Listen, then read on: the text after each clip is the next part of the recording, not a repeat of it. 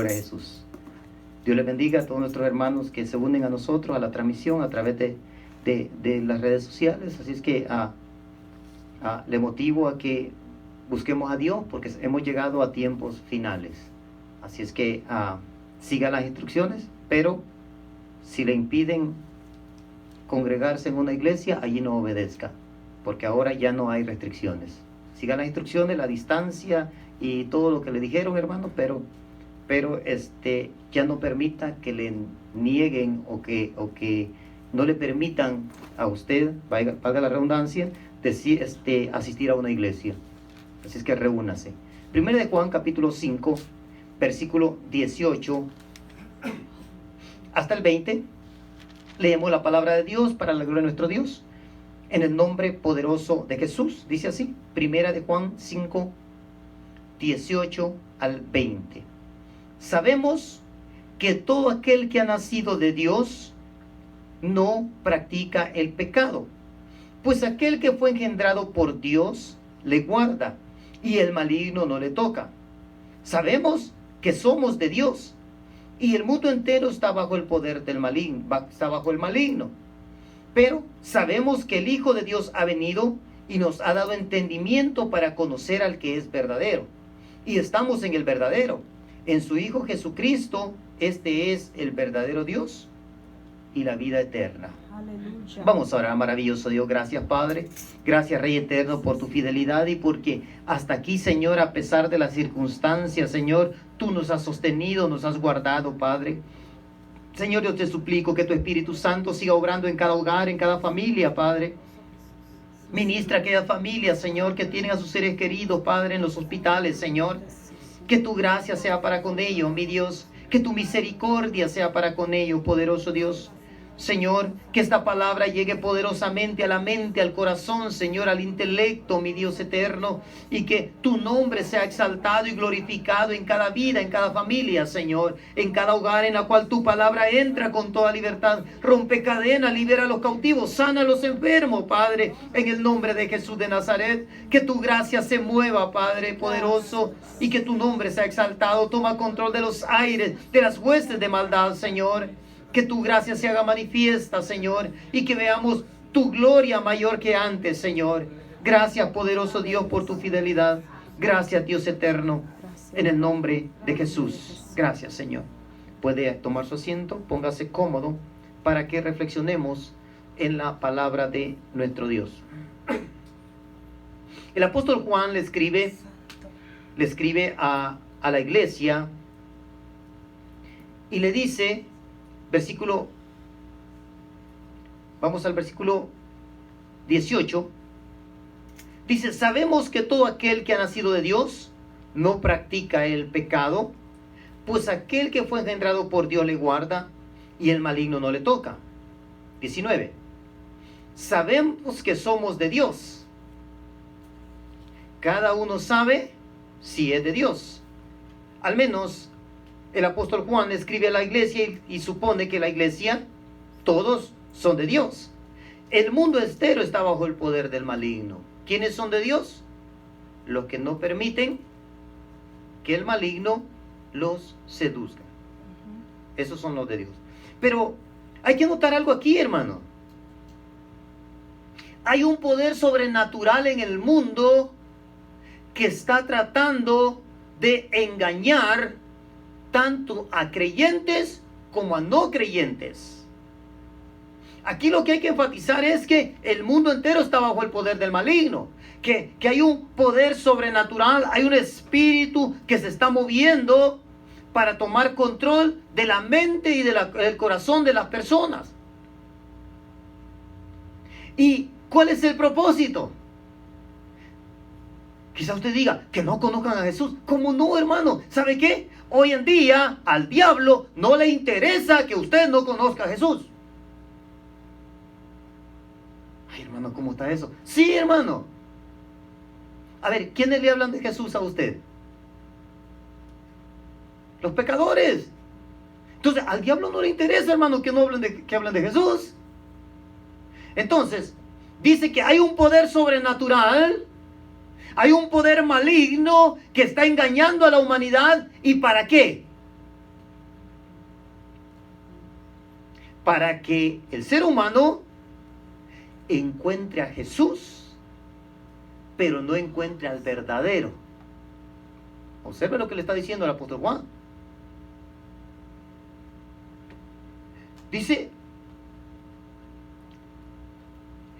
pero sabemos que el Hijo de Dios ha venido y nos ha dado entendimiento para conocer al que es verdadero. O sea, hermano, que hay un Jesús verdadero y hay un Jesús falso. La pregunta es aquí: ¿cuál Jesús tienes? ¿Cuál Jesús tengo?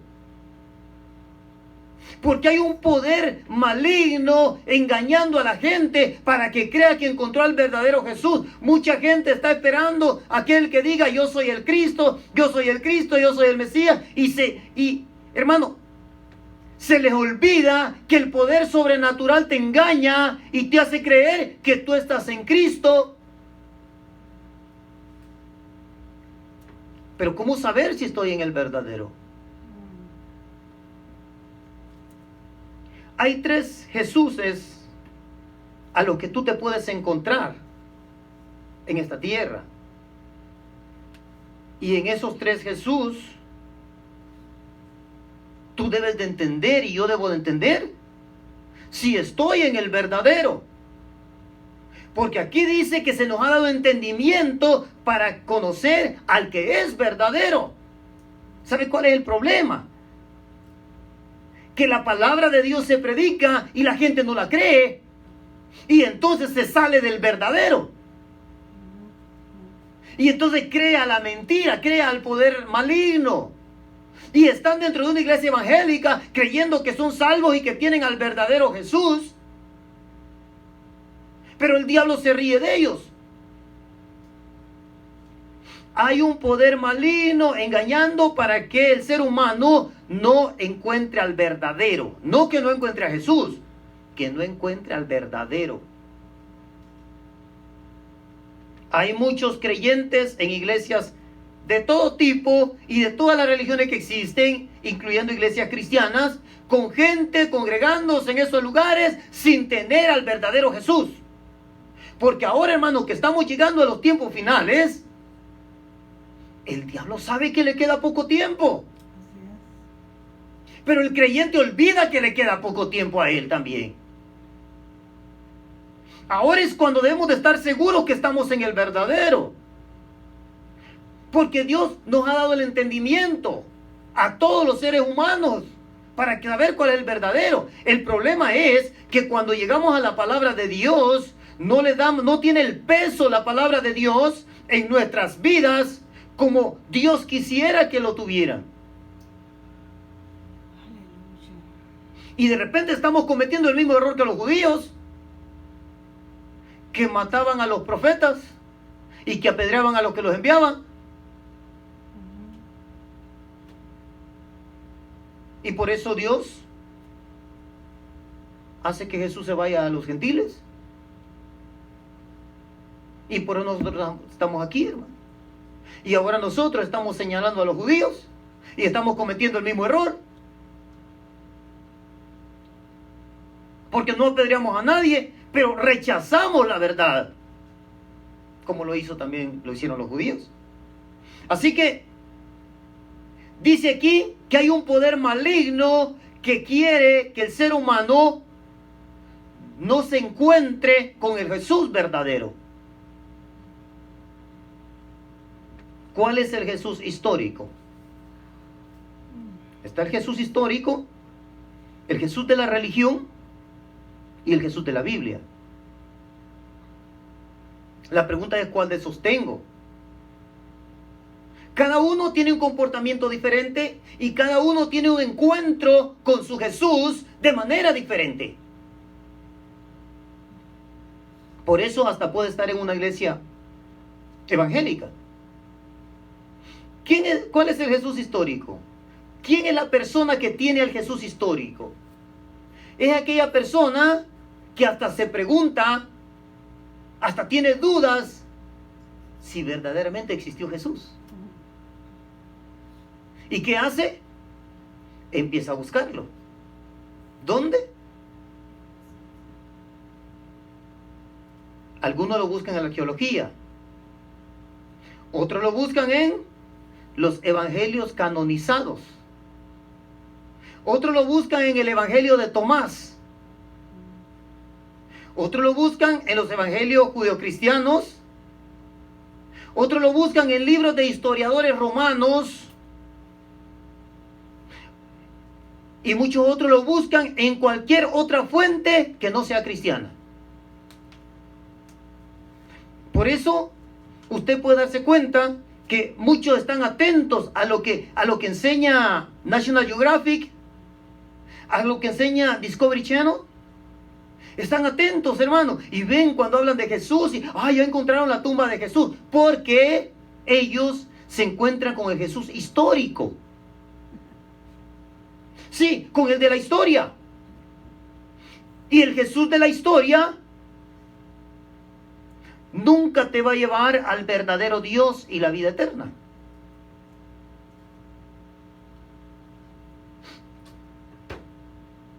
¿Qué creen los historiadores? Escuche esto. Bruno Bauer defendió que Jesús era solo una idea predicada por los evangelizadores. Arthur Druce, 1909, lo consideró como puro mito del Cristo, al igual que el inglés J.M. Robertson y el matemático americano W.B. Smith. Cada uno de ellos, hermano, han dicho cosas raras acerca de Jesús. Y ese es el riesgo de que el que siga al Jesús histórico crea esas cosas. Ahora escuchen las cosas que han creído. Que era hijo de Herodes. Algunos creen que fue un extraterrestre. Otros creen que fue un psicópata. Otros dicen que era un mito astral, o sea, relacionado con los astros. Otro que era alguien que estaba casado en secreto.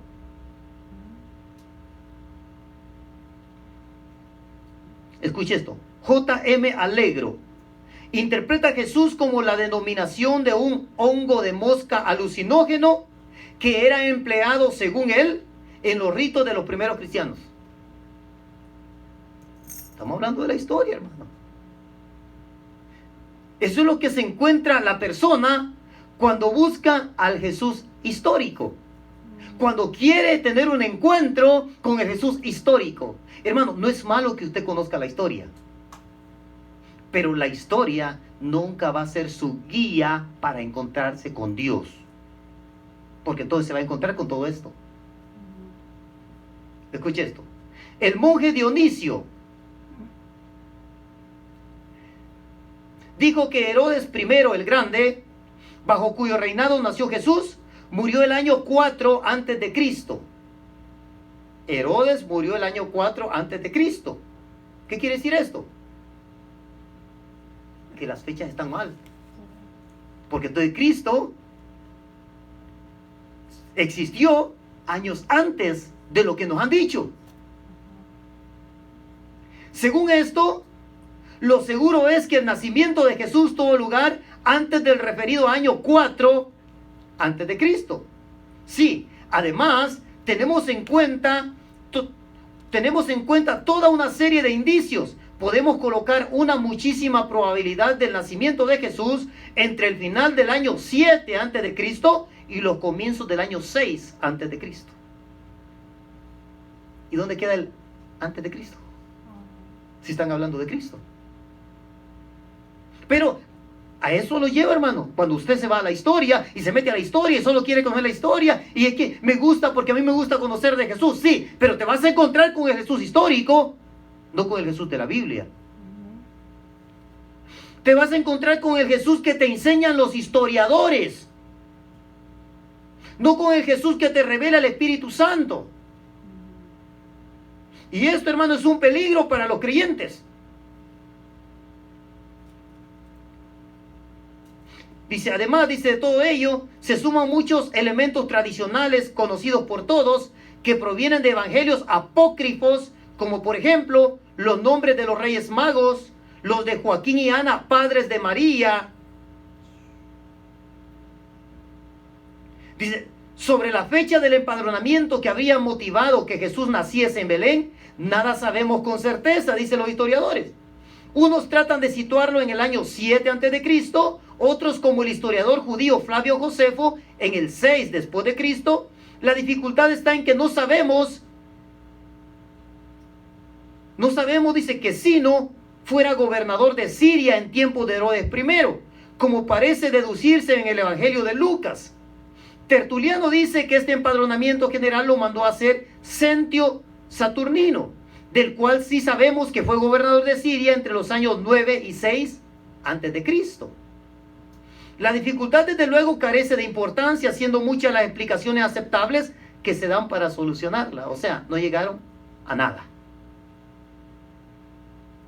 Así termina, hermanos, el que cree en el Jesús histórico. Va a acabar en nada. Confundido. Es que ya encontraron la tumba de Jesús y está aquí. De repente ya no está aquí, ahora la encontraron por el otro lado. Así andan. Es que los arqueólogos encontraron algo acá. Y ahí andan, hermanos, los que siguen al Jesús histórico, andan de un lado para otro. Brincan de National Geographic a Discovery Channel. Y ahí andan. History Channel.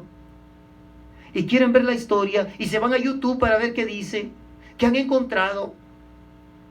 Si usted, hermano, va a ir a la historia, que sea para comprobar lo que dice la Biblia. Nunca trate de buscar que la Biblia compruebe la historia. No, la historia comprueba lo que dice la Biblia. O sea, no tenemos que buscar al Dios, no tenemos que buscar a Jesús en la historia. La historia comprueba solamente la existencia de Jesús. Cuando usted lee la historia dice, ahí está. Si dicen antes de Cristo, dicen después de Cristo, quiere decir que Jesús existió en medio de la historia. Entonces usted lo comprueba. Su fuente de conocimiento para encontrar a Jesús no son libros de historia.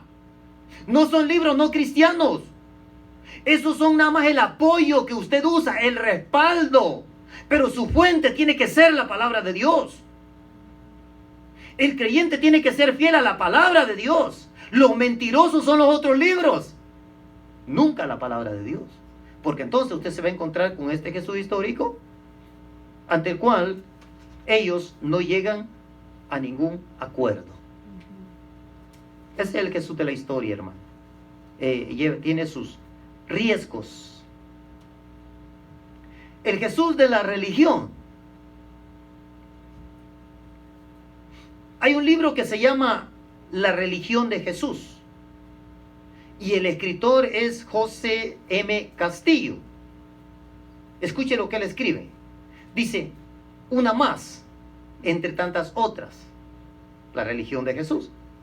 Las catedrales, los templos, el clero, obispos, curas, frailes, monjas, palacios episcopales, parroquias, conventos, ceremonias sagradas, los santos y sus procesiones, todo esto, dice, no produce ni puede producir otra impresión que no sea el respeto reverente de quien asiste con devoción sumisa a un ceremonial sagrado. O sea, no lo está acercando a Dios. Nomás lo hace sentir un cierto respeto y reverencia. No le hace sentir temor, ni le hace tampoco obedecer a Dios. Le hace que usted tenga cierto temor al ceremonial. O sea, ni más ni menos que una religión en toda regla. Pues bien, así las cosas, el que se ve metido en semejante ambiente, si es que oye leer el Evangelio, ¿qué puede pensar de lo que está oyendo? Y dice él, pues muy sencillo. El Evangelio es uno de los componentes o elementos, uno más de la religión. Yo recuerdo cuando era monaguillo, que el sacerdote decía, usted lea el Evangelio. Cuando cuando decían, ellos escogían quién iba a leer la lectura. Y cuando dice, usted lea el Evangelio, pero usted, cuando lea el Evangelio, usted baje la voz. Y usted levante la voz cuando diga, esto es palabra de Dios. O sea que la gente no entendía lo que estaba leyendo, solamente le hacían entender que lo que leyeron, sea lo que hayan leído, era palabra de Dios. Hermano, esto es al revés. Yo tengo que levantar la voz para que escuche lo que la palabra de Dios dice. Y cuando la oyen y la palabra de Dios es obedecida y hace el cambio, entonces la gente entiende que es palabra de Dios. Pero ese es el Jesús de la religión. Así que dice, miren lo que sigue diciendo. Dice, el que asiste a un acto religioso verá gente seria y bien vestida, y escuchará lecturas sagradas de la Biblia y de los santos, hasta que llegue el momento más religioso de toda la religión, el momento en que todo el mundo se pone de pie porque se va a leer el Evangelio. Por eso, ¿qué puede pensar la gente del Evangelio? Pues lógicamente que es el momento o el componente más religioso de toda la religión. O sea, hasta ahí, hermano. Nadie conoce a Jesús a través de la religión. La religión nunca va a llevar al ser humano a conocer al Jesús de la Biblia. Nunca. ¿Cuál es el Jesús de la Biblia? El Jesús de la Biblia es el que te perdona, aunque con quien te confieses sea un hombre. El Jesús de la religión. Es el Jesús de la religión. Es el que te perdona, aunque te confieses solamente delante de un hombre. ¿Cuál es el Jesús de la religión? Es el que necesita intermediarios. Es el Jesús de la religión. ¿Cuál es el Jesús de la religión? Es al cual su mamá le dice qué es lo que tiene que hacer. Ese es el Jesús de la religión. Por eso la gente va con la mamá primero, porque la mamá lo hace a él que obedezca. Ese es el Jesús de la religión. Habrá creyentes cristianos o llamados evangélicos, como usted quiera, en las iglesias evangélicas, con el Jesús de la religión. Sí. Sí, hermano. Vamos al libro de los Hechos, capítulo 8.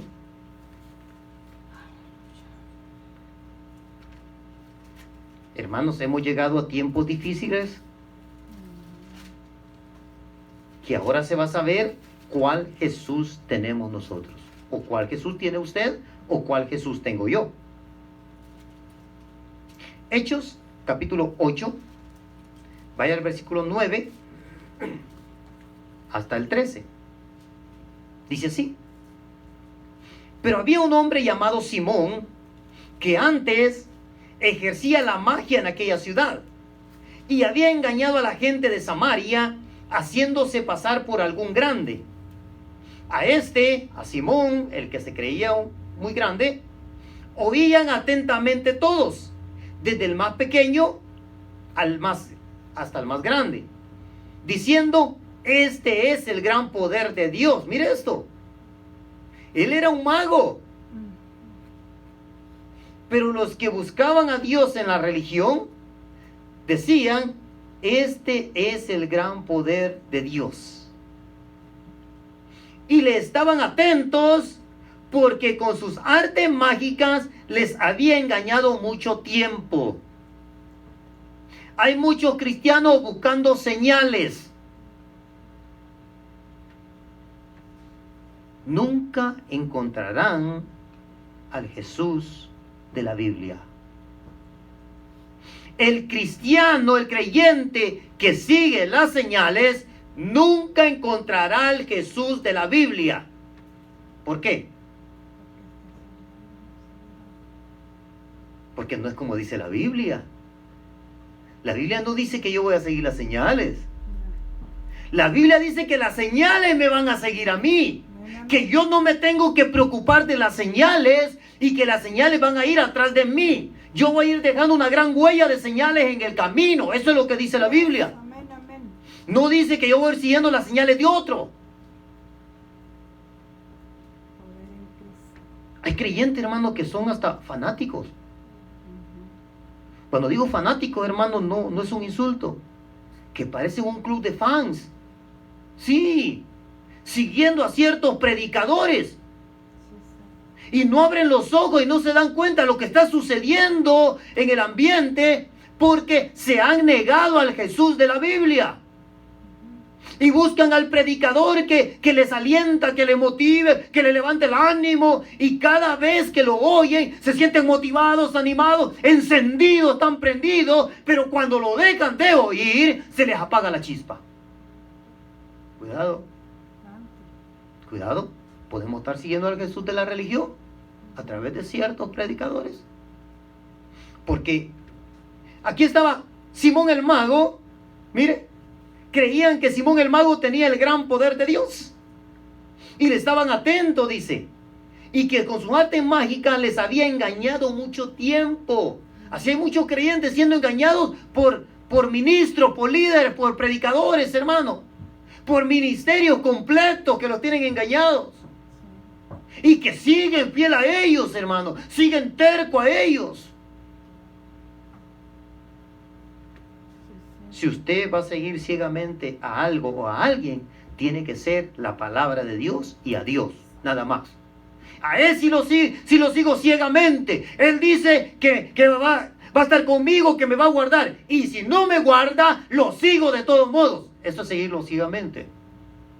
Él dijo que me iba a sanar, pero si no me sana, de todos modos lo sigo. Aunque Jehová me matare, en Él esperaré. Santo. Es al único al que podemos seguir ciegamente.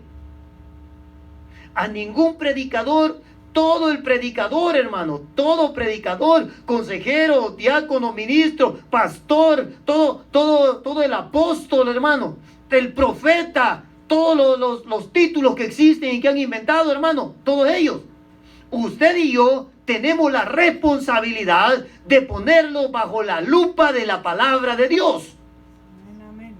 Saque la lupa de la palabra de Dios y vea y diga, con esta lupa sí veo bien quién es. Porque en apariencia puede parecer oveja y puede ser un lobo. Pero con la lupa de la palabra de Dios, hermano, ahí no falla. Amén, amén. Porque si los de Berea querían saber qué era lo que Pablo les estaba enseñando, Pablo, con toda su reputación que tenía, hermano, con toda la honra que había ganado y el prestigio y el respeto que había ganado, con todo y eso, no se la dejaban pasar a Pablito. Decían, no, espérame, déjame ver qué dicen los escritos. Déjame ver si el Torá dice así como lo estás diciendo. Acuérdense que no existía el Nuevo Testamento todavía. A ver si la Torá dice así como lo estás diciendo. Y dice que confirmaban y Dios se los tomó, hermano, y quedó en la Biblia que ellos tenían una grande nobleza por lo que hacían, porque querían asegurarse de estar siguiendo al verdadero. Hoy los creyentes parece que van rumbo al matadero y siguen ciegos. Así que Simón el mago ahí estaba. Le estaban atentos y había engañado a la gente mucho tiempo. 12. Pero cuando creyeron a Felipe, o sea, la gente creyó. Cuando creyeron a Felipe, que anunciaba el evangelio del reino de Dios y del nombre de Jesucristo, se bautizaban hombres y mujeres. Versículo 13. También creyó Simón mismo. Mire, sí creyó, hermano. Aparentemente se convirtió, llegó a la iglesia, dijo, quiero aceptar a Jesús. Yo pasó al frente, lloró, quizás se cayó al piso, se vomitó, se moqueó y todo lo que usted quiso. Aleluya. Y en apariencia se había convertido en un creyente. También creyó Simón mismo, y habiéndose bautizado, se bautizó también. Y la gente decía, wow, el hermanito Simón, ahí va caminando el hermanito Simón. Estaba siempre con Felipe. No, la gente decía, no, este va a ser un gran discípulo de Felipe. Ya Felipe encontró su sucesor. O sea que andar con el pastor, hermano, no es garantía de que está siguiendo al verdadero Jesús.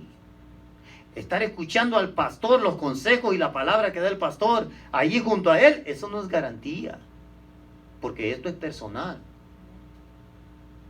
Así que andaba con Felipe y viendo las señales y grandes milagros que se hacían, estaba atónito, estaba sorprendido, con los ojos bien abiertos y la boca abierta. Decía, ¿qué es eso? O sea, hermano, que esto que estaba viendo Simón el mago no se comparaba con los trucos que él hacía. Él dejaba atónita a la gente, pero Dios lo dejó a él con la boca abierta con lo que estaba sucediendo.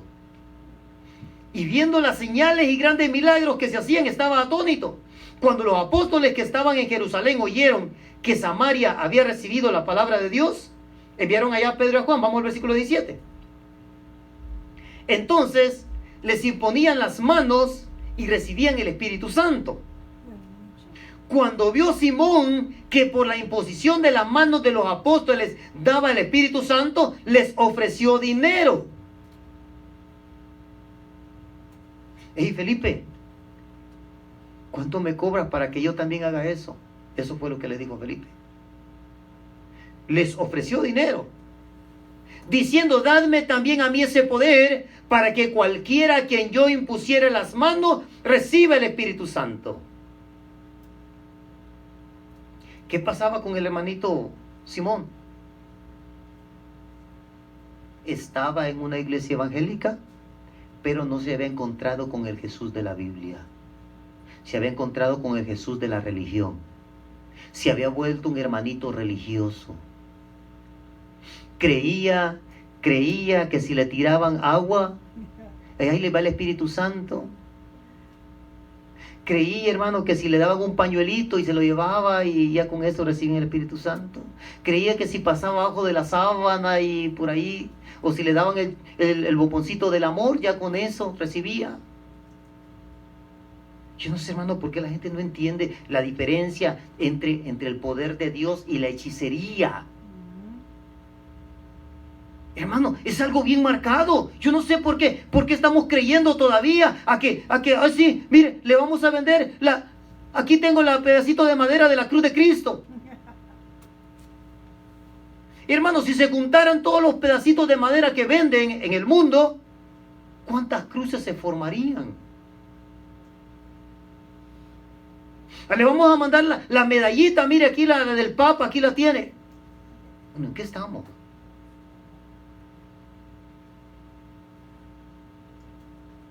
Aquí le tenemos agua del Jordán, aceite de allá hecho directamente en el Monte de los Olivos. Y la gente ahí va, si no, ese yo lo compro, mándeme 4. Ese es el Jesús de la religión. Espera observar, espera ver. Si no mira, no cree. El hermanito Tomás se estaba convirtiendo en un religioso. Y digo, no, el día que yo vea a Jesús, tengo que verlo, si no, yo no creo. Y entonces vio Jesús el riesgo que estaba cayendo el hermanito Tomás y dijo, no, a este tengo que sacarlo de la religión. Tengo que sacarle esa idea religiosa y le digo, hermanito Tomás, aquí estoy. Meta su dedo allí. Y entonces, ¿qué fue lo que entendió?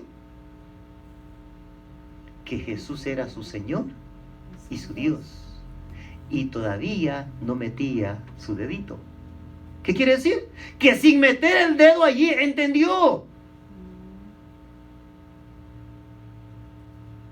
No, hermano, yo así soy, yo tengo que ver para creer. Sí, religión.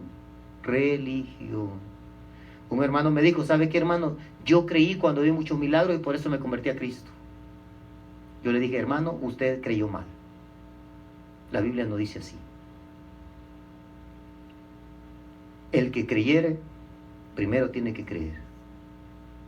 Bienaventurados los que no vieron y creyeron. No vieron y creyeron. Y que ahora ya no se congrega en ningún lugar, es comprensible. Es que creyó mal. No es como dice la Biblia, es una fe débil. Cuando la persona cree por lo que ve, su fe es muy débil. Y por tarde o temprano se va a desmoronar. Así que entonces Pedro le dijo, tu dinero perezca contigo porque has pensado, o sea, eso estaba en la mente, mire, has pensado que el don de Dios se obtiene con dinero. Has pensado que el Espíritu Santo se obtiene con esas cosas que te mandan por correo. Porque has pensado que el Espíritu Santo se obtiene cuando el pastor fulano, el predicador fulano, te da ese obsequio. Como lo has pensado, eso es algo que está en tu mente, le dijo. Has pensado que el don de Dios se obtiene con dinero. Y entonces la persona puede perecer. Observe. ¿Qué dice? Perezca contigo. No tienes tu parte ni suerte en este asunto porque tu corazón no es recto delante de Dios. ¿Por qué la persona se vuelve religiosa? Porque su corazón no es recto delante de Dios. No es capaz de aceptar lo que Dios dice. Rechaza lo que Dios dice. No se atreve. Hay algo dentro de la persona que le dice, no, eso no lo puedo hacer yo. No, eso no puede ser así. No creo que Dios sea así. No creo que Dios me obligue a eso. No creo. Y hay algo en su interior que le impide aceptar lo que Dios dice que tiene que hacer.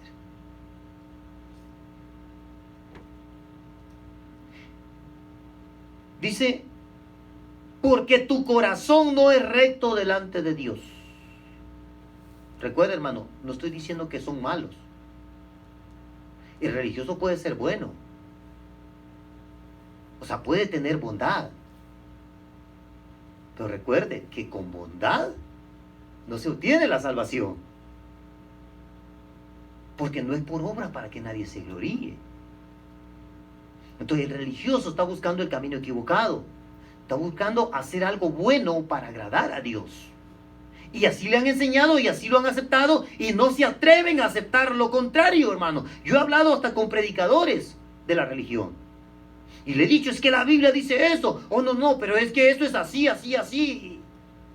Y le da una explicación, hermano.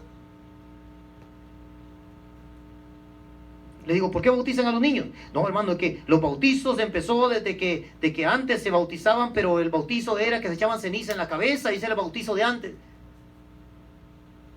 Digo, oye, espérame, le digo, usted me está enredando, le digo. Y así es, hermano, el que quiere seguir a una religión.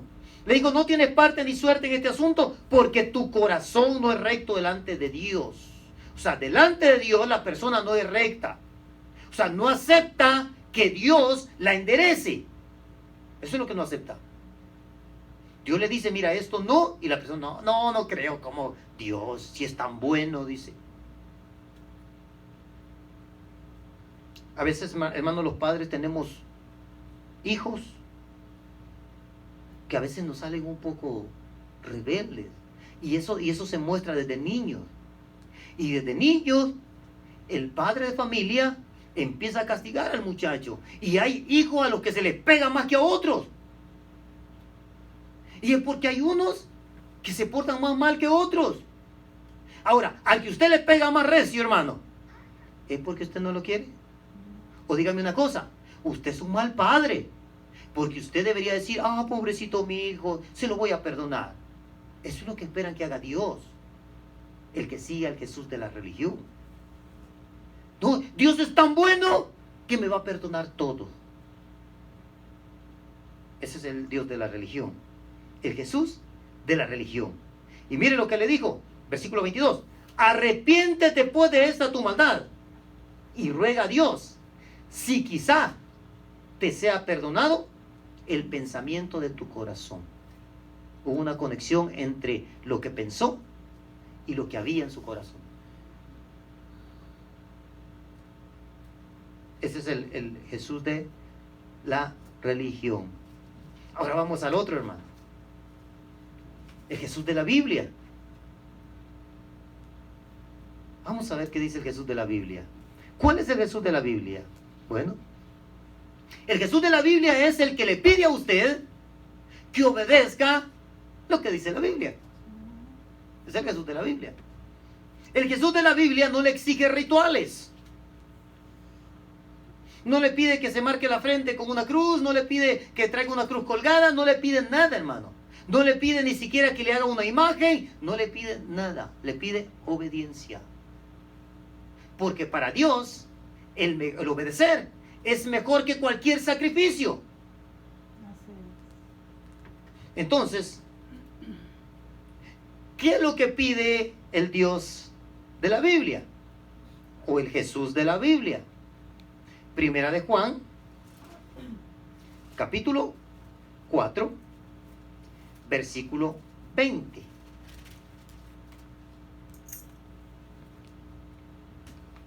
¿Ya lo tiene?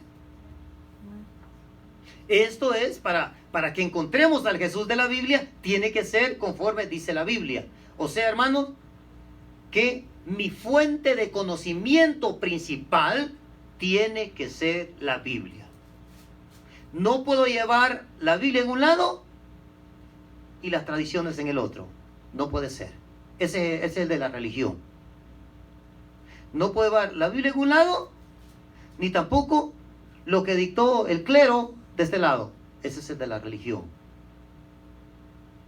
Pero el de la Biblia, mi fuente principal de conocimiento es la Biblia.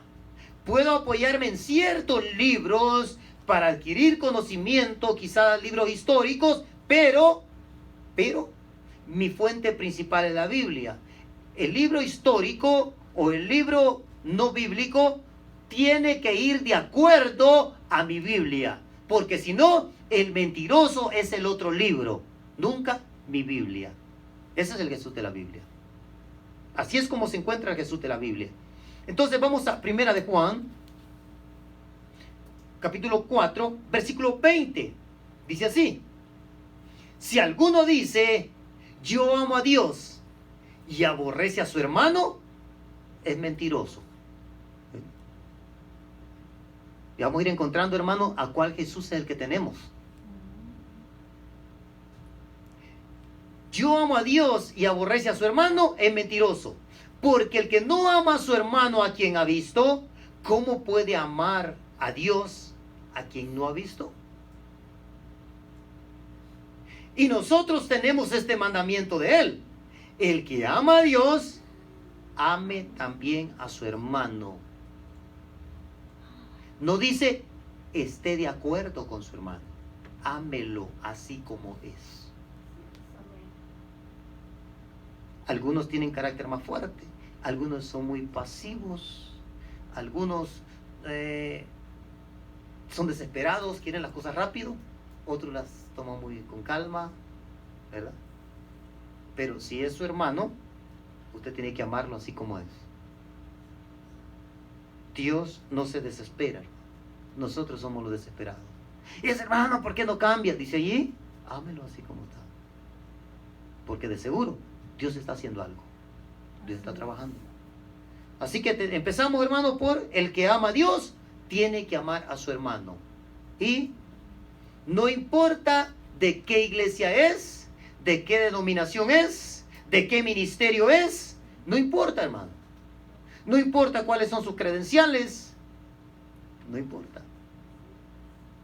Si está buscando al Jesús de la Biblia, con la Biblia como única fuente de conocimiento para obedecerla, es mi hermano. Y tengo que amarlo. Y si su iglesia está prosperando más que la mía, tengo que seguirlo amando. Y como es mi hermano, tengo que alegrarme porque está siendo bendecido y porque la iglesia está creciendo. Y cuando le vaya mal, tengo que orar por él porque esa es parte del amor que debo tener hacia mis hermanos. Bueno, hermano, eso si queremos, dice, conocer al Jesús de la Biblia. Por eso, hermano, en los que buscan al Jesús histórico jamás encontrarán al Jesús de la Biblia. Porque el Jesús de la historia nunca te va a decir lo que tienes que obedecer y lo que tienes que dejar de hacer. Nunca. Mateo, Evangelio según San Mateo, capítulo 5.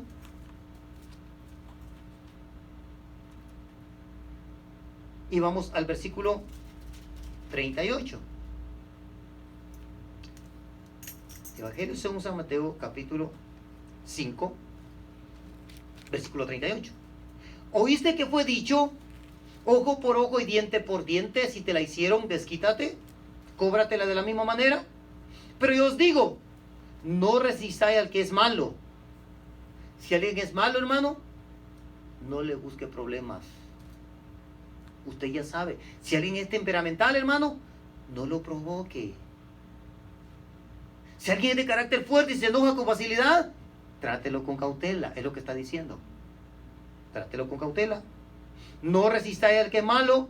Antes, cualquiera que te hiera en la mía derecha, vuélvele también la otra. ¿Qué está diciendo? ¿Que si usted me pega tengo que voltear la otra? No, no está diciendo eso. Recuerde lo que acabamos de leer primero. No resistas al que es malo. ¿Le pegaron, hermano? No se desquite. No lo provoque. Quítese de ahí. Váyase. Hay quienes provocan a los creyentes y cuando le pegan, a ver, pon la otra mejilla. Pero la Biblia no dice eso. Está diciendo que no lo resista. No se desquite. No lo provoque. Aléjese de ahí. Ya le pegaron. Ni modo. Aguántese, dese la vuelta. Es lo que está diciendo. Vuélvele también la otra. Está diciendo, mire, me pegaron aquí. ¿Cómo le vuelve la otra? Me voy a ir. Mire, ya le volteé la otra porque me voy. ¿Ve? No está diciendo, a ver, pégame aquí, por favor. ¿Ya me pegaste en esta? Ah, bueno, ahora pégame en esta para que se cumpla lo que dice la... No, hermano. Porque entonces se va a volver religioso. Está diciendo que le vuelva la otra. O sea, vete. ¿Te das cuenta? ¿Sí estamos entendiendo? Y al que quiera ponerte a pleito y quitarte la túnica, déjale también la capa. Bueno, hermano, así se encuentra el Jesús de la Biblia. Así se encuentra. Déjale también la capa, dice. Y cualquiera que te obligue a llevar carga por una milla, ve con él 2. No te quejes. Si te pide que le des descanso 7 minutos y te obliga a hacerlo, dale 10, dale 15. Es lo que está diciendo. Al que te pida, dale. Y al que quiera tomar de ti prestado, no se lo rehuses. Esa no es la forma como debió. Me agarró el dinero y ahora me dice que lo tomó prestado. Pero esa no es la forma de tomarlo prestado. Ahora va a ver para qué se le quita. No. Aquí no está diciendo eso. No se lo rehuses. No, es que me hacía falta dinero, te agarré prestado. Ok, está bueno. ¿Cuánto agarraste? Tanto. Ok, me lo debes. Se acabó. Es lo que está diciendo aquí. El que quiera tomar de ti prestado, no se lo rehuses. ¿Oíste que fue dicho, amarás a tu prójimo y aborrecerás a tu enemigo? O sea, eso decía la ley. Pero yo os digo, amad a vuestros enemigos. Mire esto. En 1 Juan decía, ama a tu hermano. Jesús va más allá. Dice, ama a tu enemigo.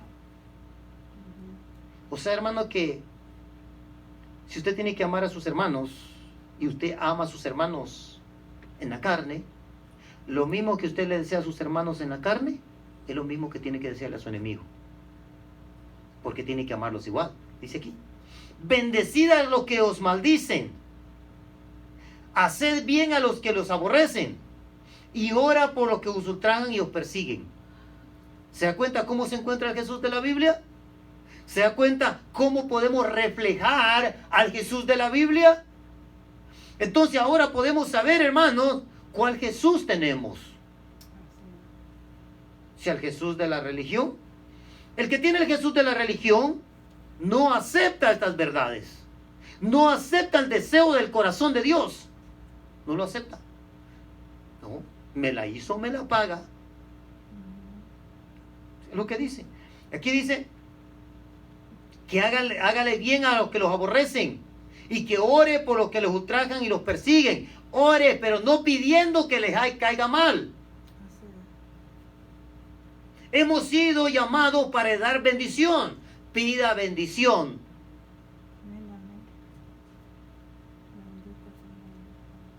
Y mire, hermano, todo esto tiene un propósito. Lea el siguiente versículo. 45.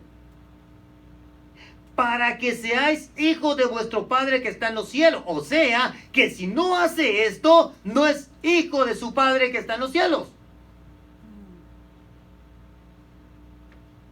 Ay, hermano, así no me gusta que me expliquen la Biblia. Bueno, esto es lo que dice la Escritura. Lo que pasa es que pasamos por encima, hermano, porque queremos negarnos a hacer lo que Dios dice.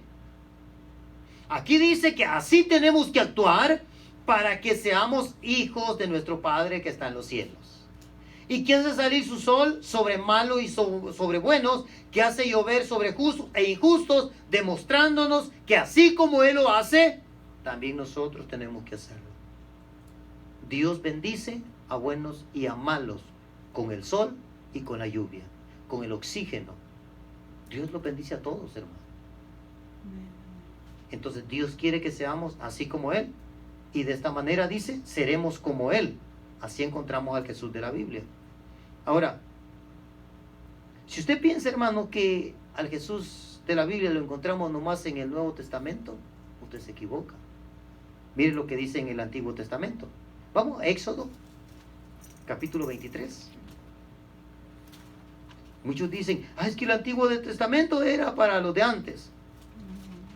El Nuevo es para nosotros. El Nuevo Testamento es el cumplimiento del Antiguo. El Antiguo es una sombra del Nuevo. Es sombra de lo que habría de venir. El Nuevo Testamento es el cumplimiento de lo que habría de venir, con algunas excepciones que todavía no se cumplen porque están guardados para tiempos finales. Éxodo 23, vaya al versículo 4 y 5.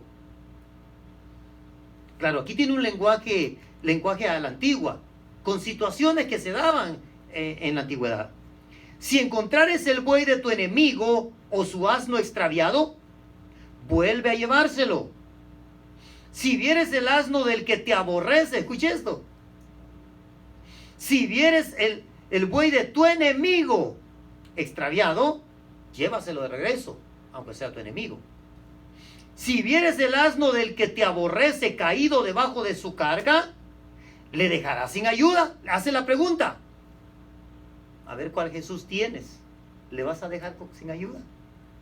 Antes bien, le ayudarás a levantarlo, dice. Con su enemigo, hermano, con el que lo aborrece. Esto es lo que manda, hermano, el Jesús de la Biblia. Ahora vamos a Proverbios. Proverbios capítulo 24. ¿Cuál Jesús tenemos?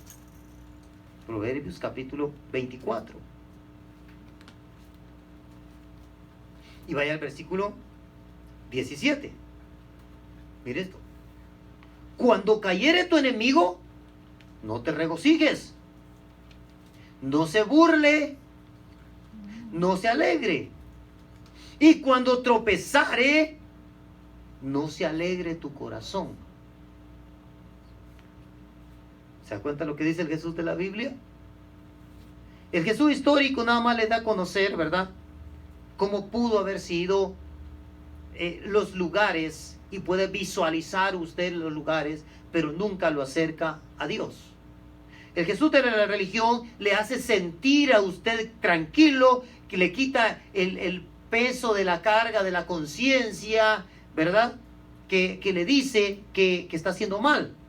La conciencia, recuerde que dice que la conciencia es la que nos dice cuando no tenemos el Espíritu Santo lo que está bueno y lo que está malo.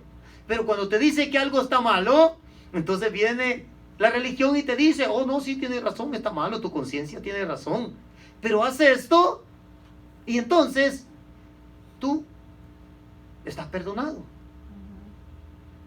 Di todas estas oraciones, haz todas estas cosas, haz estos sacrificios y entonces estás perdonado. Y te quita el cargo de la conciencia. Pero nunca te acerca a Dios. Aquí lo que estamos leyendo, hermano, es ¿para qué? Para que seamos hijos de nuestro Padre que está en los cielos, es lo que decía. O sea que ni el que tiene el Jesús de la religión, ni el que tiene el Jesús de la historia, no puede ser hijo de vuestro Padre que está en los cielos. Porque para eso hay que encontrarnos con el Jesús de la Biblia. Cuando cayere tu enemigo, no te regocijes. Y cuando tropezare, no se alegre tu corazón. Ahora, allí mismo, lea el versículo 29. Versículo 29.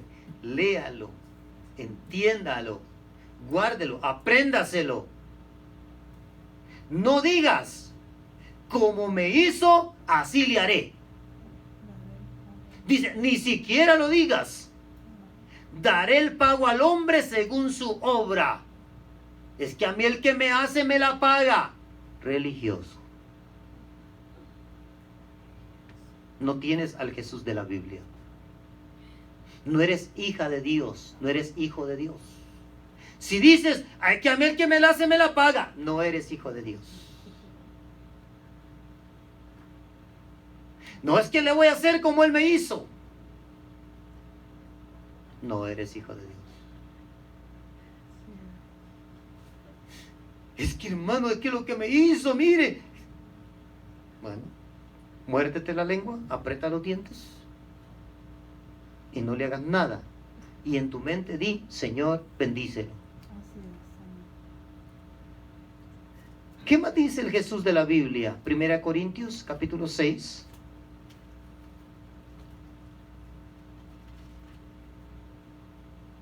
Primera Corintios capítulo 6.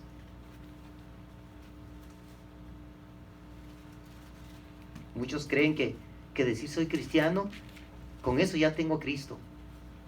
Con hacer ciertos rituales, ya tengo a Cristo. Según el Cristo de la Biblia, hermanos, no es tan fácil. No es así de fácil. 1 Corintios 6, versículo 9. ¿No sabéis que los injustos no heredarán el reino de Dios? No erréis. ¿Qué está diciendo? No te equivoques. ¿Por qué me puedo equivocar? Me puedo equivocar pensando que los fornicarios, los idólatras, los adúlteros, los afeminados, los que se echan con varones, que los ladrones, que los ávaros, los borrachos, los maldicientes, los estafadores. Me puedo equivocar pensando que teniendo religión van a heredar el reino de los cielos. Pues está diciendo, hey, no te equivoques, no erréis, no te equivoques. Porque ni los fornicarios, ni los idólatras, los que ponen otra cosa antes que a Dios, pueden ser tus hijos. Ni los adúlteros, los que estando casados se juntan con otra mujer o con otro hombre. Ni los afeminados, estos son los transvestis, los que se visten como mujeres, aunque no son homosexuales. Ni los que se echan con varones, estos son los homosexuales. Ni los ladrones, ni los ávaros, ni los borrachos, ni los maldicientes, ni los estafadores. Si haces un negocio solo para ganar dinero y tú sabes que algo no está bien en ese negocio, tú eres un estafador. Aunque te llame cristiano, no heredarán el reino de Dios. No lo heredarán, hermano. Y aunque tengan el Jesús de la historia, y aunque tengan el Jesús de la religión, y aunque conozcan la Biblia, porque lo que te salva no es conocer la Biblia. Los religiosos conocen la Biblia. Y muchos historiadores conocen la Biblia, porque se van a la Biblia para verificar la historia. Pero eso no te hace salvo. Lo que te hace salvo es obedecerla. Si no la obedeces, puede ser que el día del arrebatamiento te quedes aquí también, siendo cristiano, y te quedes a predicar el anticristo, a la bestia, al falso profeta y a todos los demonios que van a andar rondando. Sí, hermano. En aquel tiempo, hermano, increíble, van a haber muchos predicadores, va a haber mucha gente evangelizando, hermano. Va a haber. ¿Por qué? Porque ahora se están confiando, ni aún con lo que se mueve en el mundo en estos momentos, ni aún así se vuelven a Dios, ni aún así ponen la Biblia como su única fuente de referencia, como su única fuente de sabiduría, como su única fuente de conocimiento, como la única fuente a la que yo debo obedecer. Por eso muchos se van a quedar. Con esta escritura, hermanos, muchos dicen, ahí está, hermano, la Biblia dice que los borrachos no van a heredar el reino de los cielos. Pero ¿sabe qué, hermano? Yo no me emborracho. Yo nomás me tomo una o dos y no me emborracho. Pero esto es lo que escribió Pablo a la iglesia en Corinto. Vamos a ver, hermanos, lo que dijo Jesús. Mateo 24.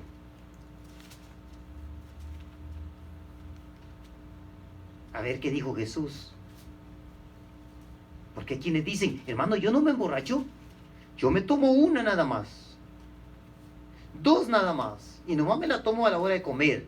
Y para acompañar. Yo digo, ¿no puede acompañarlo con otra cosa? ¿Tiene que ser con cerveza? O pasa algo extraño en tu cuerpo, algo sucede si no lo acompañas con cerveza. Pero hasta ahorita está bien, no te emborracha, está bueno. ¿Ok? Entonces, Mateo 24, vaya al versículo, vamos a ir al versículo 48. Mateo 24, 48. Y vamos a leer hasta el 51. Mire esto. Dice, pero si aquel siervo malo dijere en su corazón, mi señor tarda en venir, y comenzare primero a golpear a sus consiervos, y aún a comer y a beber con los borrachos. No está diciendo que se va a emborrachar. A comer y beber con los borrachos. Mire esto. Eso está interesante. A comer y beber con los borrachos. O sea, él lo que le está diciendo es con quienes te están juntando. Vendrá el Señor de aquel siervo en día que éste no espera y a la hora que no sabe, y lo castigará duramente. Pondrá su parte con los hipócritas, allí será el lloro y el crujir de dientes. O sea que el que no se emborracha, pero está comiendo y bebiendo con los borrachos, aunque no se emborrache, para Dios forma parte de los hipócritas. Lea su Biblia para que no diga, ay, es que el pastor nos dice que los que beben con los borrachos, aunque no se emborrachen, son hipócritas. No, el pastor no dice eso, hermano. Y no diga, así como dice el pastor y de un texto de la Biblia. No, diga, así como dice la Biblia. No me eche la culpa a mí, hermano, me van a linchar. Sí, no, deje que se arreglen con Dios. Como dice la Biblia, dice que si comenzare a golpear a sus consiervos y aún a comer y a beber con los borrachos, y vendrá el Señor de aquel siervo en día que éste no espera. ¿Sabe por qué se echan una cervecita? Ahí le está diciendo, hermano. ¿Sabe por qué se echan una cervecita todavía? Y se apoyan en que no se emborrachan. Porque no están esperando a su Señor. Ahí dice. Ahí dice. Empezó a comer y a beber con los borrachos porque no estaba esperando a su Señor. Su Señor vino en el día que él no lo esperaba.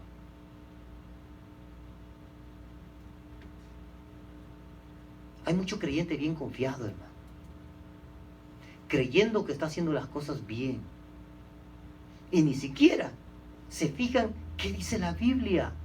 Y con el poco conocimiento, y algunos vagos, muy poco conocimiento, demasiado poco conocimiento que tienen de la palabra de Dios, creen que ya con eso van a entrar al cielo. Aquí dice que si te juntas con los borrachos, al menos que te agarre evangelizándolo cada vez que lo miras.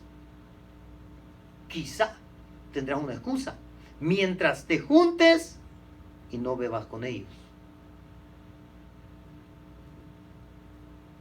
De lo contrario, hermano, será pura excusa. Dice, vendrá el Señor de aquel siervo un día que éste no espera y a la hora que no sabe, y lo castigará duramente. Mire esto. Ay, que es mi amigo y es que una cervecita. Oh, sí, pero nomás una, Ya me tomo una y me voy. Aquí dice, recibirá castigo duramente, duramente. A veces, hermano, hay muchas cosas que nos cuesta aceptar de Dios. Pero Dios es exigente con nosotros. Dice que ahí será, dice, el lloro y el crujir de dientes. Hermano, esto es lo que dice el Jesús de la Biblia. Por eso la pregunta está en el aire. ¿Cuál es el Jesús que tenemos? Si usted cree que porque ayuna mucho usted tiene más a Jesús, usted está equivocado. O sea, eso lo tiene que hacer como una disciplina para hacer morir el cuerpo, ¿ve? Y para que el espíritu crezca dentro de usted y dentro de mí. Y entonces yo puedo resistir más al pecado, a la tentación, porque el espíritu se hace grande en nosotros y nosotros como carne menguamos. Eso es lo que logra usted en el ayuno. ¿O cree que porque usted ora es más que el otro hermano? Está equivocado también. O piensa que porque usted dirige la alabanza y porque se derrama el Espíritu Santo, usted puede hacer lo que usted quiera y al fin que el Señor no le va a tomar en cuenta. Qué equivocado. La pregunta es, ¿cuál Jesús tenemos? Porque ese es el Jesús de la religión. Piensa que porque ya vienes, dirige la alabanza y se derramó el Espíritu Santo, dice, ay, ya me perdonó el Señor. La fornicación, el adulterio, ya me lo perdonó. ¿Tú crees, hermano? ¿Tú crees que un ministro que le falla a Dios viene aquí, toca y canta? ¿Tú crees que el Espíritu Santo se derrama por él? ¿O tú crees que los hermanos van a dejar de recibir la bendición del Espíritu Santo nomás por este? No, hermano, este es personal. Nomás que la persona piensa, como tiene el Jesús de la religión, piensa que es por él. Y dice, Dios ya me pasó por alto lo que hice. Porque cuando toqué sí se derramó el Espíritu Santo. El día que no se derrame, entonces ese día es que Jesús me abandonó. Los hermanos no tienen la culpa de lo que está aquí, el que está aquí enfrente. El Señor se seguirá derramando el Espíritu Santo. Y cuando el predicador que esté en pecado, la gente se seguirá convirtiendo. Sí, porque no es el predicador el que convierte a la gente. Es el Espíritu Santo el que redarguye de pecado y los atrae, hermano. La palabra es de Dios. Dios usa su palabra para atraer a otros. Y si Dios tiene un plan y un propósito, Dios lo va a salvar, aunque el que está enfrente esté en pecado. Solo que el que está en pecado, cuando venga su Señor, va a venir el Señor en el día en que menos lo espera. Porque el creyente que le permite el pecado, no está esperando a su Señor. El que está esperando a su Señor, tiene las maletas listas, está listo para ver cuándo viene y se está asomando a ver si ya viene. Ay, ya vendrá, ya vendrá. ¿Cómo hay pestes? Oh, ya se acerca el Señor. Lo que está pasando en el mundo, ¿cómo? Ya viene, ya viene. No me puedo. Ahora, hermano, es peor momento para fallarle a Dios. Así Es el peor momento para desanimarse. Es el peor momento para caer en el conformismo espiritual. Es el peor momento. Usted todo eso, hermano, pudo haberlo hecho hace años.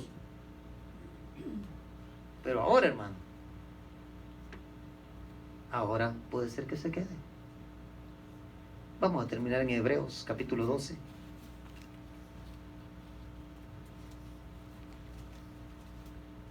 Nada logramos por nosotros ni por lo que nosotros hacemos.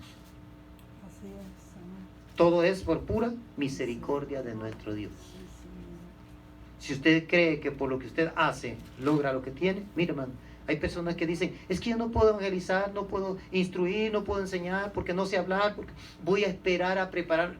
Entonces está diciendo, voy a esperar a que yo sea capaz de darles algo. O sea que no les va a dar nada de Dios, sino que de usted.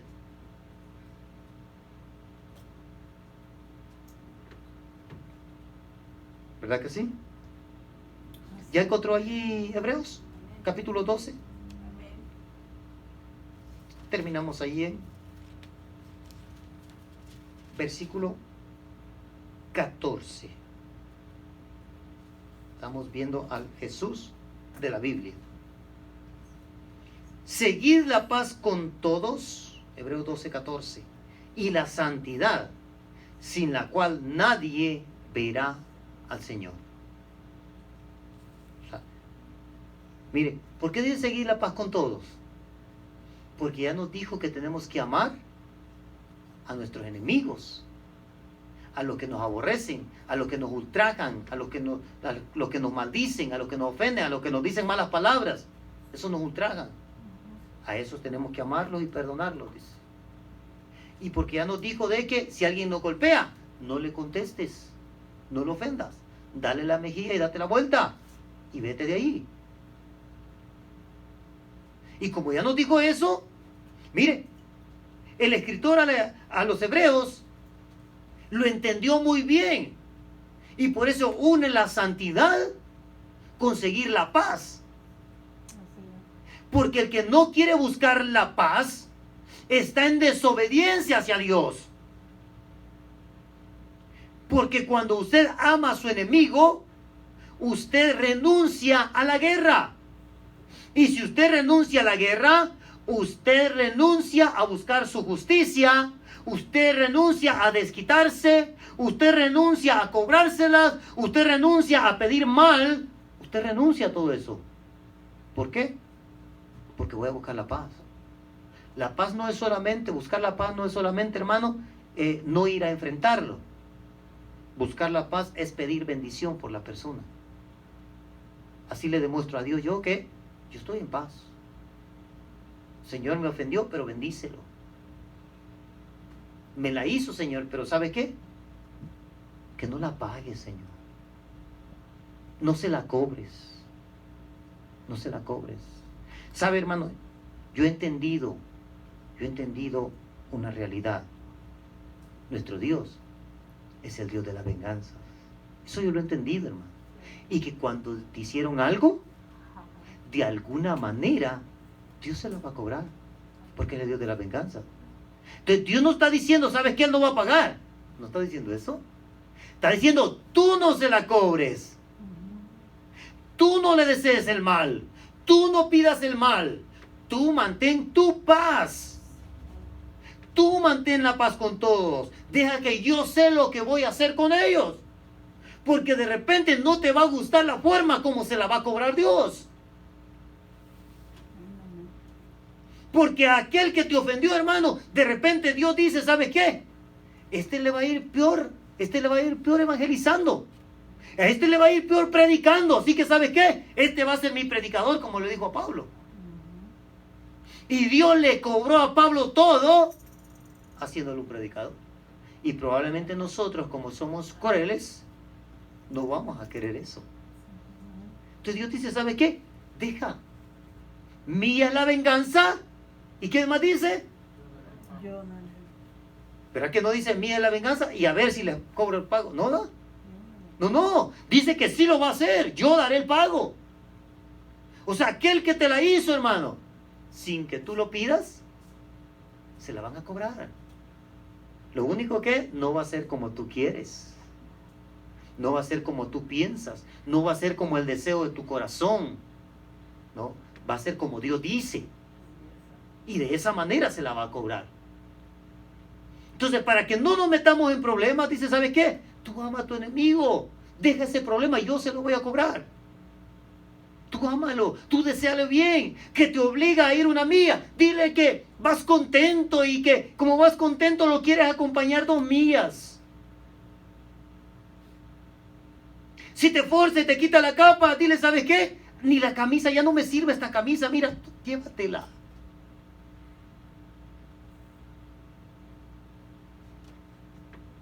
Si creen que te hicieron trampas y te engañaron, haz algo para demostrarle que tú les deseas un bien. Así que si te vendieron algo, hermano, a un precio excesivo, págaselo. ¿Sí? Yo recuerdo a alguien, hermano, que me vendió una mesa de comedor carísima, hermano. Y no es por presumirlo, hermano, carísimo, y se nos hizo tan caro, pero nosotros estábamos en la necesidad, hermano, no teníamos ni mesa ni dinero, así que se aprovecharon de nosotros y nos dieron la mesa bien cara en pagos, y hasta que la acabamos de pagar. Otras personas nos han dicho, hemos pagado, y nos dicen que todavía no, está bien, ahí va. Sí, hermano, y sabe que hasta ahora no nos ha hecho falta, estamos bendecidos. ¿Cómo le ha ido a ellos? No sé, hermano, ni me interesa. ¿Por qué? Porque Dios es el que da el pago. Es Dios. Y Dios es justo. Es justo para contigo y es justo también para con la otra persona. Entonces dejemos que Dios obre su justicia. Esto es lo que te manda y te pide el Jesús de la Biblia. Esto es lo que te dice. Así que seguí la paz con todos, no te metas en problemas y no te metas en problemas ni con los hermanos, ni con la gente, ni con tus enemigos, pero tampoco te metas en problemas con el pecado. No te metas en problemas con desobedecer a lo que dice la Biblia. No te metas en problemas con eso, hermano. Eso es seguir la paz y seguir la santidad. No te metas en problemas ni con la gente, ni con Dios. Seguir la paz y la santidad. Porque si fallas a una de esas dos cosas, es probable que no veas al Señor. Ahora, ¿se da cuenta qué tan importante es esto del perdón y de el olvidar el agravio, la ofensa? Porque eso, hermano, lo puede hacer que usted no vea al Señor. Aquí dice. Pues es bien importante las dos cosas. Una, que usted se quite el resentimiento, el rencor, que perdone y se despoje de eso y diga, ¿sabe qué? A partir de ahora, esta persona quiero que sea bendecida. Y todos los días voy a pedir, aunque no quiera pedirlo, voy a pedir que sea bendecida. Y aunque sienta entre usted desearle lo peor, diga, Señor, bendícela, Señor, bendícela, aunque por dentro diga, no es cierto, no es cierto. Diga, bendícela, Señor, dale, bendícelo, prospéralo, Señor, bendícelo. Seguir la paz. Seguir la paz, dice. Usted tiene que buscar la paz. Usted tiene que seguirla. Allí sí, usted tiene que seguirla. Usted no tiene que seguir las señales, pero la paz sí tiene que seguirla. Busque hacer la paz. Trate de hacer la paz. Provoque hacer la paz. Atraviésesela a su enemigo para hacer la paz. Es lo que está diciendo. Eso es. Sígala. Seguir la paz con todos. Y la santidad, sin la cual nadie verá al Señor. Así que no es siguiendo la historia de Jesús que usted verá al Señor. No es siguiendo rituales ni haciendo sacrificios que usted verá al Señor. Ni siquiera, hermano, ofrendando y diezmando. No. Eso lo hacemos por agradecimiento a nuestro Dios. Es obedeciendo lo que Dios dice. Y en la obediencia, usted tiene que hacer dos cosas. Amar a Dios y a su prójimo. O sea, seguir la paz con todos es amar a su prójimo, y la santidad es amar a su Dios. Y así dice, usted y yo veremos al Señor. Es la única forma, hermano. Los que tienen el Jesús histórico y los que tienen el Jesús de la religión jamás verán a Dios, al menos que se encuentren con el Jesús de la Biblia. Pero con este se encuentra la persona solamente obedeciendo.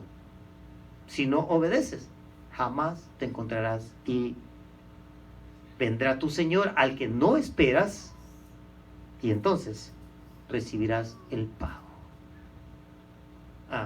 Disculpe, hermano, que no le predique una predicación de mucho gloria a Dios, aleluya, pero una vez más le digo, estamos en tiempos finales.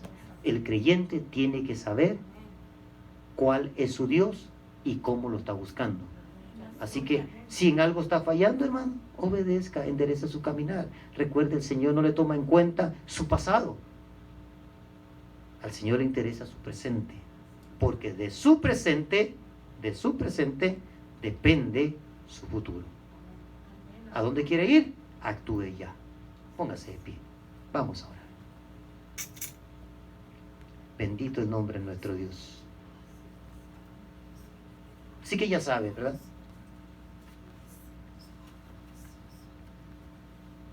¿A cuál Jesús tienes o a cuál Jesús tengo?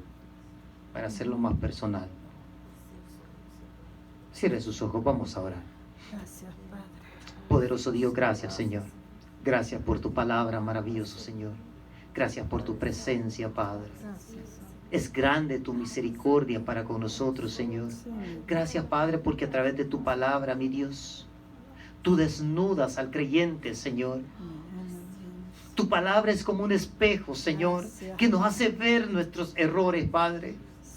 Gracias, mi Dios, porque tú descubres los secretos de los hombres, Señor. Porque en tu misericordia tú quieres que el hombre se vuelva a ti, Señor. Dios eterno, que tu palabra inquiete, Señor, que tu palabra redarguya, que tu palabra, Padre, haga sentir mal a tus hijos, Señor, para que se vuelvan a ti, de modo que estemos preparados y esperando el día de tu venida, Señor. En el nombre de Jesús de Nazaret, que esta palabra poderosa obre maravillosamente, Señor, en la vida, en el corazón, en la mente de aquel que la escucha, y que sea transformado, mi Dios. Y que todos nos vayamos contigo, Señor, en el día en que tú arrebates a tu pueblo de este mundo de la maldad, Señor. Dios eterno, que cuando salgamos de este lugar, Señor, o cuando se termine la transmisión, Padre, que tu pueblo se quede reflexionando, Señor, se quede meditando, Padre, y sobre todo, Señor, que empecemos a obedecer tu mandamiento, que empecemos a buscar la paz, a perdonar, Señor, y a olvidar los agravios, Señor. Que empecemos a buscar la santidad, Señor, para que podamos verte, mi Dios. Señor eterno, gracias por tu fidelidad, Padre. Llévanos con bien a nuestros hogares, Señor. Bendice las familias, Padre, que están atentas, Señor, a la transmisión, Padre. Bendice los hogares, Señor, que han disfrutado de tu palabra, Señor. En el nombre de Jesús de Nazaret, bendice a tu pueblo, Señor. Que nadie se detenga, que todos continuemos en la carrera, Señor. Que nadie se desanime, Padre. Que a nadie le falte la fe, Señor, en estos tiempos tan difíciles, Señor. Padre, bendice a tu pueblo Israel, Señor. Bendice a Jerusalén, Señor de gloria. Bendice a todos los judíos alrededor del mundo, Señor. Bendice a los israelitas, poderoso Dios. Señor, gracias por tu fidelidad, Señor. Llévanos con bien a nuestros hogares, Señor. Que tu presencia vaya a nuestro lado, Padre. Y que la llama, Padre Santo, vaya ardiendo cada día más y más, Señor. Dios eterno, gracias por tu fidelidad, maravilloso Dios. Gracias, Señor. En el nombre de Jesús. Gracias.